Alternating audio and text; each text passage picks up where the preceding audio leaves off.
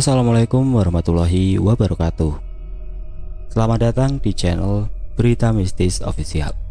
Untuk kisah kali ini masih dari kelanjutan kisah yang sebelumnya, yaitu kisah yang berjudul Mati Suri.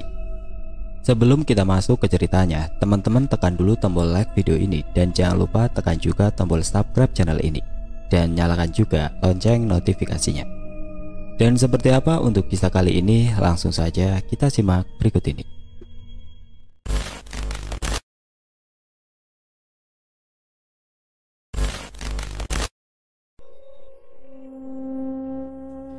Siapa pria parubaya itu? Kenapa Balut sangat tunduk dan takut kepadanya? Gumam Wawan dalam hati. Sudah, bangun, tanya Abyad. Dia sudah berada di dekat Wawan. Wawan terbatuk karena bau tubuh Abyad yang tidak kalah menyengat dengan bau Balut. Siapa kau? Aku Mansor. Wawan mengernyitkan dahi. Kau kenal? Tanyanya dengan senyum lebar. Aku tidak mengenalmu, tapi mendengar cerita sahabatku Retno. Kau setan yang mencuri tubuh manusia. Abyad menatap Wawan lantas tertawa terbahak-bahak. Kau tidak salah, memang seperti itu adanya. Pasti sahabatmu sudah bertemu arwah pemilik tubuh ini yang sebenarnya. Lepaskan aku, geram Wawan. Aku paham apa yang kau rasakan sekarang, tapi aku tidak bisa apa-apa.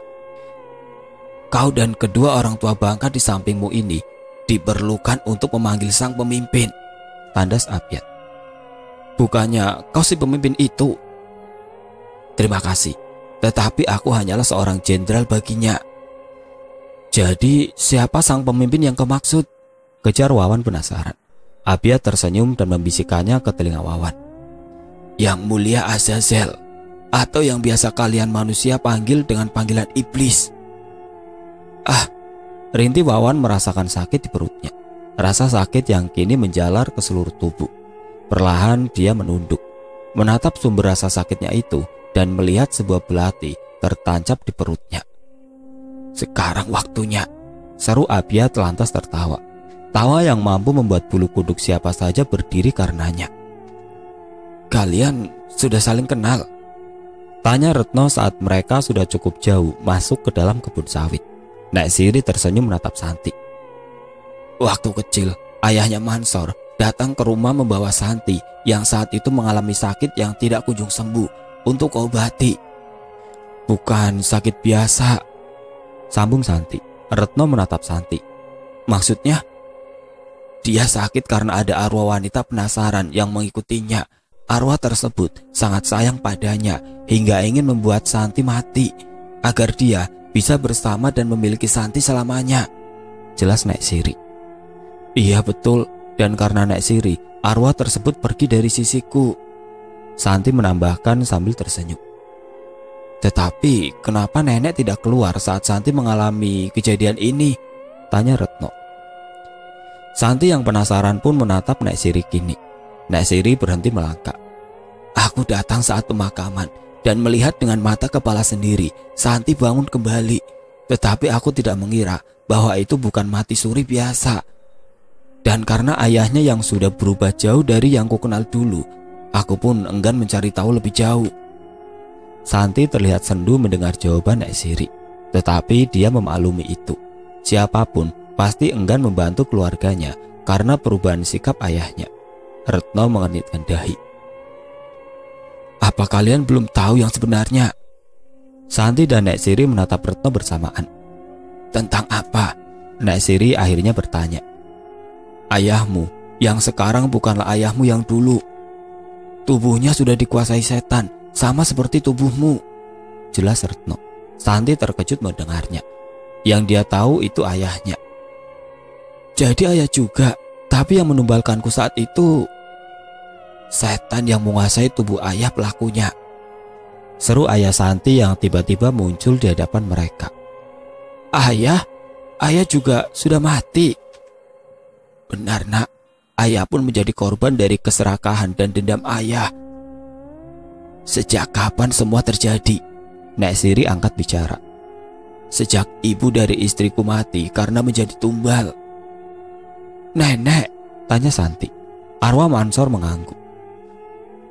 Ayah menolak memberikan tumbal lagi setelah Arsyad dan warga yang membakar warung meninggal. Dan dia yang mengaku sebagai pangeran jin menjadikan nenekmu tumbal tanpa persetujuan ayah, jelasnya. Lalu, ucapnya menggantung. Lalu apa ya? Tanya Santi dengan raut sedih. Lalu dia berkata akan mengambil nyawa kalian, ibu dan kamu Santi, jika ayah tidak menumbalkan manusia lagi, hingga ayah menawarkan diri untuk menjadi tumbal agar semua kegilaan yang telah ayah buat segera berakhir. Dan kau sudah tertipu olehnya, Mansor? Tanya Nek Siri. Betul, Nek, aku tertipu olehnya. Ternyata dia sudah merencanakan agar aku melakukannya, supaya dia bisa menguasai tubuhku dan dia tetap saja menjadikan istriku dan Santi sebagai tumbal. Ucapnya penuh sesal. Langit tiba-tiba menggelap. Suara petir saut menyaut di atas mereka, dan awan pun menumpahkan hujan tanpa bertanda. Retno meratap ke atas. Kenapa tiba-tiba hujan? Nek Siri menatap arwah Mansor. Kita harus cepat bergerak. Perasaanku mengatakan akan datang sosok yang lebih mengerikan. Mereka saling tatap sesaat.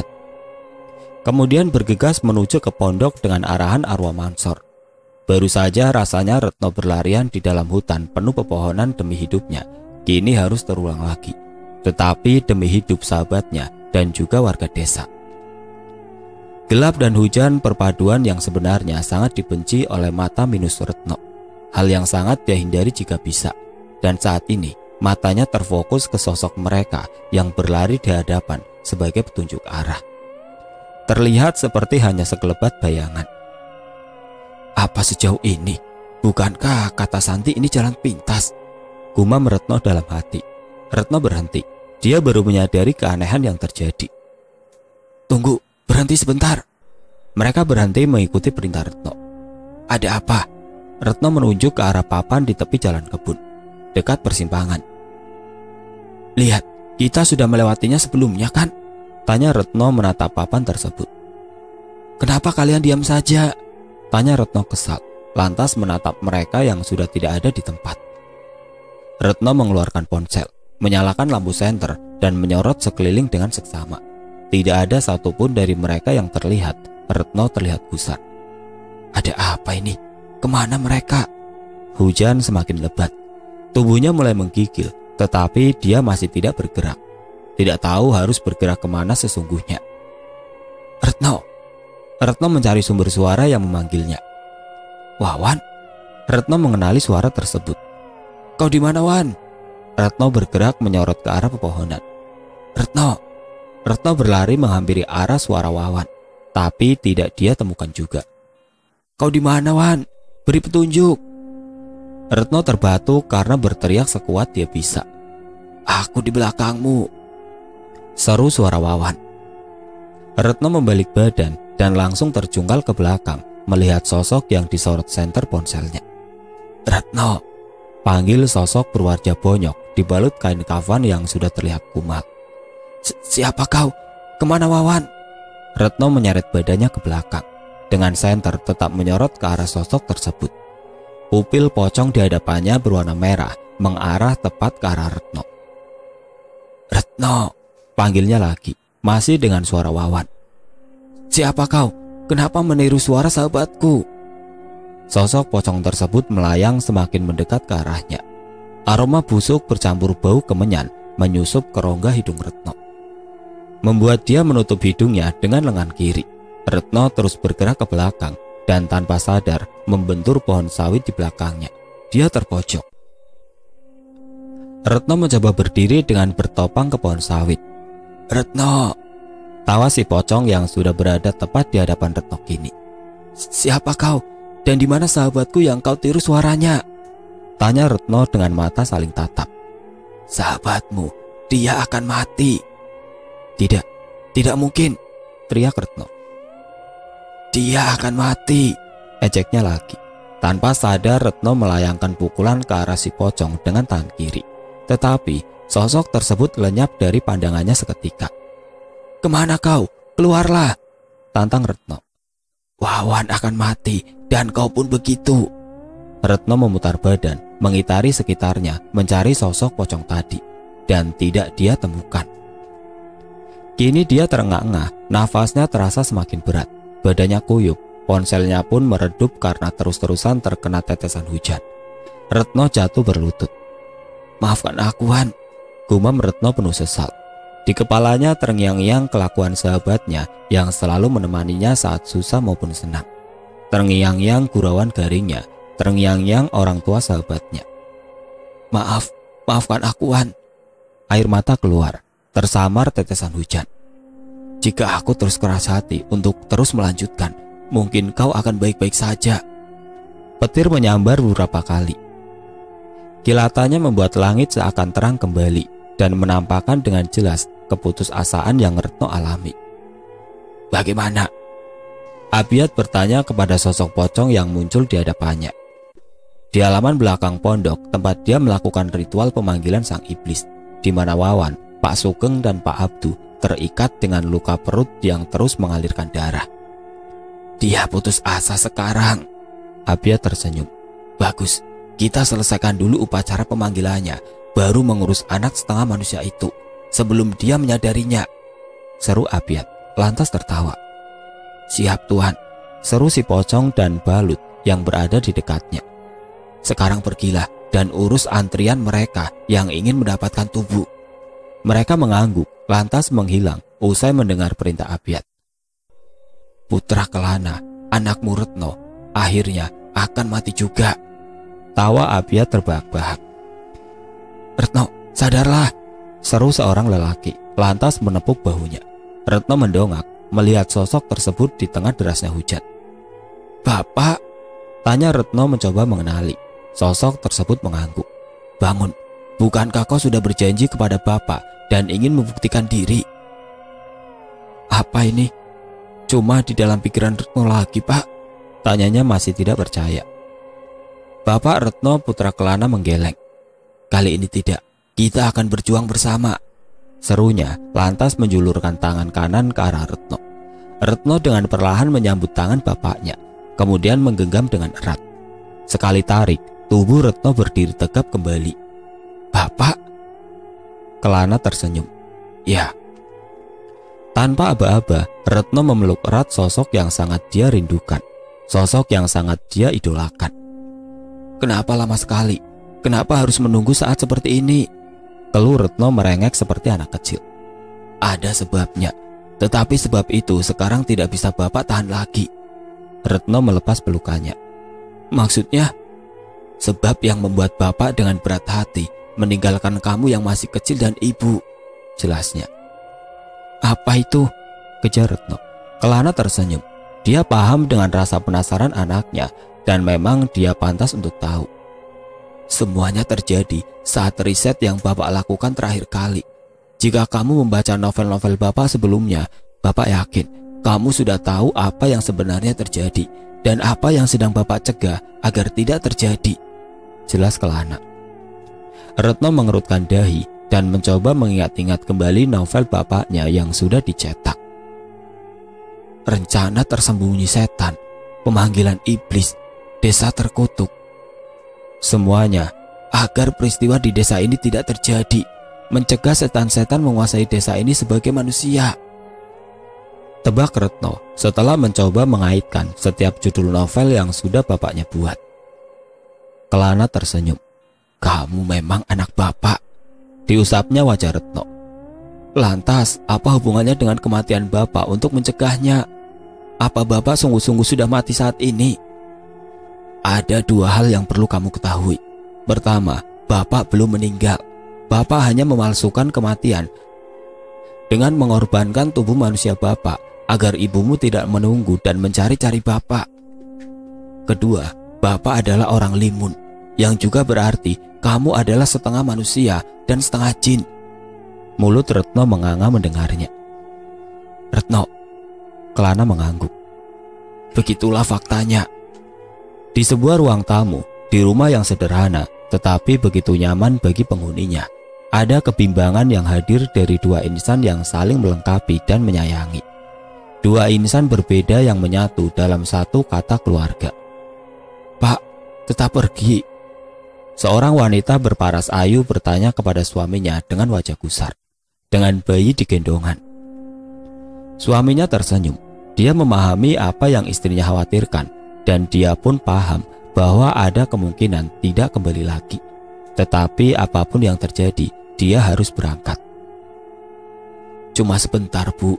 Bapak janji ini yang terakhir," ucapnya sambil mengelus pipi si bayi. Wajah sendu terpampang jelas di wajah si istri, seperti punya firasat bahwa ini pertemuan terakhir mereka, dan air mata pun akhirnya menetes. Si suami memegang wajah si istri, mengangkatnya hingga saling tatap. "Ini penting, Bu, demi masa depan anak kita Retno," ucapnya. "Memangnya jika Bapak tidak pergi, masa depan Retno tidak terjamin. Bapak bisa cari kerja lain selain menulis," seru si istri dengan tangis terseduh-seduh. "Ibu tidak mengerti, tidak akan pernah mengerti." Si suami melepas tangannya dari wajah si istri. "Kalau begitu, coba buat ibu mengerti." Si istri menatap tajam kepadanya, putra Kelana. Kelana menutup kedua matanya, menghela nafas panjang, lantas membuka mata kembali. "Bapak janji akan menceritakan semuanya saat Bapak kembali. Semua yang selama ini Bapak sembunyikan," ucapnya. Mereka saling tatap. Tidak ada kata, hanya isak tangis si istri yang terdengar. Kelana menarik tubuh istrinya ke dalam pelukan, memberi rasa hangat yang menenteramkan. "Bapak berjanji akan menceritakannya begitu kita bertemu kembali." Kelana mencium kening istrinya dengan lembut. "Udah nih dramanya?" tanya seorang pria dari teras rumah, lantas terkekeh. Cepat-cepat mereka melepas pelukan. Si istri menyeka air mata di pipinya. "Fajar, kamu ikut lagi?" tanya si istri kemudian. Kelana tertawa mendengar pertanyaan istrinya. "Kayaknya udah sering kamu bertanya seperti itu, Widuri," jawabnya. "Iya sih," jawab si istri Widuri salah tingkah. "Mau dibuatkan kopi?" tanyanya lagi kepada si tamu. "Boleh." "Gak usah, Bu," potong Kelana. "Kami mau langsung pergi. Lebih baik turun awal agar tidak kemalaman sampai di puncak Gunung Palong," jelasnya lagi. "Ya, padahal aku mau kopinya Kelana," protes Fajar. Kelana menatap tajam sahabatnya itu. "Oh, oke. Mungkin nanti saat kita kembali, buatkan kopinya lagi ya, Widuri." Widuri tersenyum. "Baik, tetapi dengan satu syarat." Kening Fajar dan Kelana mengerut dibuatnya. "Jaga suamiku baik-baik, seperti biasa," ucapnya malu-malu. Wajahnya memerah. Tawa pecah di ruangan yang semula terasa sendu, menghadirkan rasa lega di hati Kelana dan Widuri yang sesaat lagi akan berpisah untuk selamanya. Untuk terakhir kali Kelana mencium Widuri dan anaknya Retno sekali lagi sebelum beranjak meninggalkan mereka. "Cepatlah pulang, ibu menunggu," ucap Widuri. Kelana tersenyum, sebuah senyuman dengan banyak makna terpendam di baliknya. "Kau baik-baik saja?" tanya Fajar saat mereka sudah berada di kursi paling belakang dalam bis menuju kota Sukadana, tempat di mana Gunung Palong berada. Kelana mendesah, tatapannya kosong ke arah depan. "Kau tahu, aku sangat mencintai mereka, dan karena itulah aku mau tidak mau harus pergi demi masa depan yang lebih baik bagi mereka." Fajar mengangguk. "Aku paham sobat, aku paham," serunya sambil menepuk bahu kiri Kelana. "Di mana Embun?"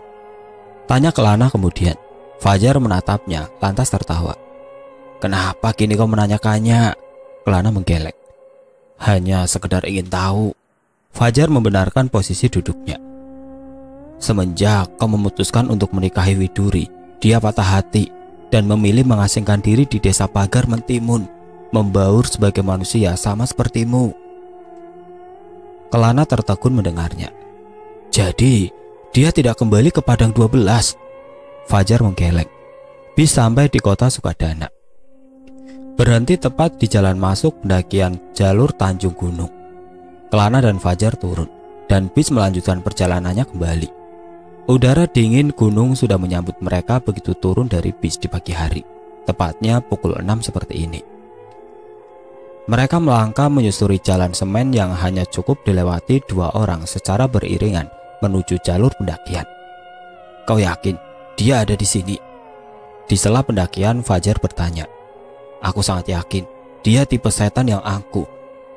Pilihan tempat tinggalnya pun pasti tidak ingin sama dengan sejenisnya. Dia pasti tinggal di puncak Gunung Palung, jelas Kelana.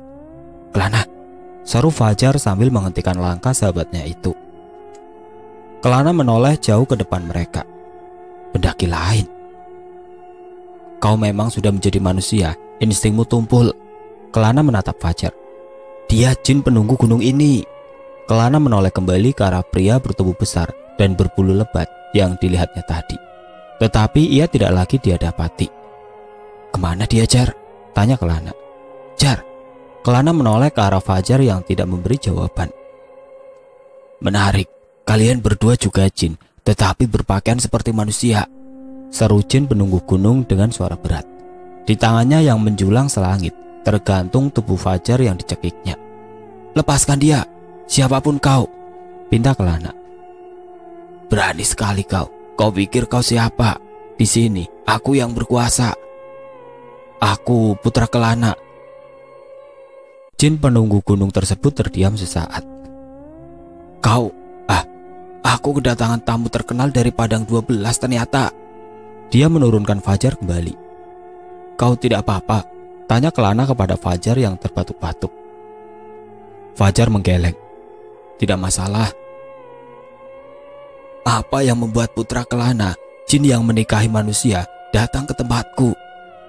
Bukan hanya penghuni Padang 12, seluruh jin sudah hampir semuanya mendengar berita mengejutkan itu. Bahkan para setan, berita yang menggegerkan alam gaib secara keseluruhan. Kami kesini ingin menemui Abiat, seru Kelana. Abiat. Dia melipat kedua tangannya di depan dada. Apa yang diinginkan oleh kalian darinya? Tidak mungkin kalian melakukan pesugihan seperti manusia yang datang ke sini, kan? Kalian tinggal di daerah yang kaya. Ini tidak seperti yang kau pikirkan. Biarkan kami lewat, seru Fajar. Kau ingin kucekik lagi? Tanya jin penunggu menggeram sambil menatap Fajar. Kami ingin menghentikan rencananya, timbal Kelana. Apa rencananya? Kejar si penunggu gunung. Membangun kota berisi para setan. Dia ingin meniru Padang 12, tandas Kelana. Dia terlihat sangat terkejut. Kalau begitu, silakan lewat, ucapnya menunduk dengan suara melembut kali ini. Cegahlah dia sebelum terlambat, tambahnya. Baik, akan kami usahakan. Terima kasih karena memberikan izin kami untuk lewat. Kelana membungkukkan badan memberi hormat yang sama. Mereka pun melanjutkan pendakian. Kurang lebih 12 jam totalnya dari mulai mereka mendaki hingga mereka tiba di puncak. Matahari sudah hampir lenyap di sisi barat. Langit pun perlahan mulai menggelap saat mereka tiba di tujuan. Tidak jauh dari tempat mereka, sebuah pohon belian berukuran besar berdiri kokoh. Di sekelilingnya terdapat sisa-sisa persembahan yang diberikan oleh manusia. Apa yang kalian cari? Kelana dan Fajar mencari sumber suara, tetapi tidak menemukannya. Keluarlah, kami mencarimu Abiat, tantang Kelana. Kabut tiba-tiba muncul di sekitar mereka, membuat pandangan mengabur. Tetap bersama Kelana, kau tidak bisa berbuat banyak karena tubuh manusiamu. Kelana mengangguk dan mengikuti perintah sahabatnya itu. Oh, jadi aku kedatangan putra Kelana, jin termansur dari Padang 12. Ucap makhluk dengan dua tanduk di kepala muncul di antara kabut. Wajahnya seperti kambing, tubuhnya berwujud seperti manusia, tetapi 3 kali tinggi dari manusia normal. Abiat, seru Kelana. Kabut lenyap seketika saat sosok yang mereka cari muncul. Sosok yang selama ini hanya bermain dari kegelapan. Otak dibalik rencana menciptakan kota setan. Abiat melangkah mendekat, menyisakan jejak kaki di rerumputan berupa api yang menghanguskan. Jadi, kau yang selama ini selalu menggagalkan rencanaku, tanya Abiat kepada Kelana. Uap keluar dari mulutnya ketika berbicara. Apa maumu sekarang? Aku ingin kau pergi dari sini dan jangan kembali, tegas Kelana. Abiat tertawa, tawa yang mampu membuat seluruh penghuni hutan terdiam. Apa hakmu? Aku hanya menjalankan salah satu perintahnya. Amar ma'ruf nahi mungkar. Karena keberadaanmu di sini sudah membawa banyak kemungkaran, jawab Kelana laki. Begitukah? Tanyanya sambil menatap Kelana dan Fajar bergantian. Baiklah, aku akan pergi. Mata Fajar membulat mendengarnya. Tapi tunggu hari kiamat tiba. Makhluk terkutuk, umpat Fajar lantas menyerangnya tiba-tiba dengan sebuah pukulan tepat di wajah. Pukulan yang menyebabkan hempasan angin kuat di sekitar. Abiyat tersenyum. Dia seakan tidak merasakan sakit sama sekali dengan pukulan tersebut. Begitu saja.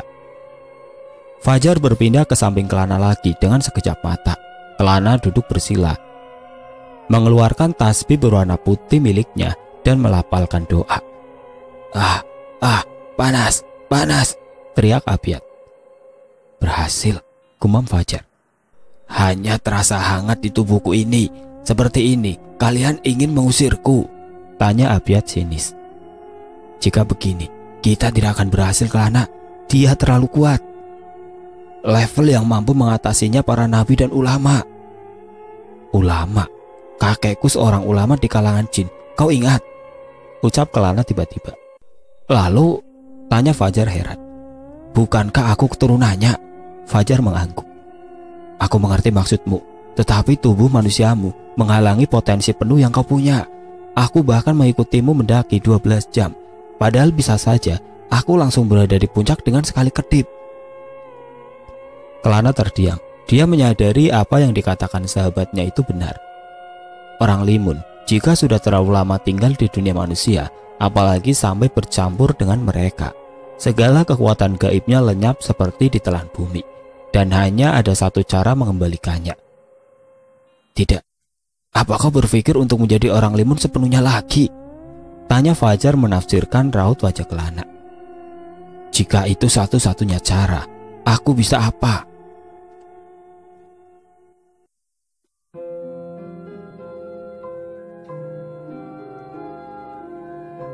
Oke teman-teman, sampai di sini dulu ceritanya. Nantikan kelanjutan kisah ini di video berikutnya. Agar tidak ketinggalan, klik tombol subscribe channel ini dan nyalakan lonceng notifikasinya. Wassalamualaikum warahmatullahi wabarakatuh.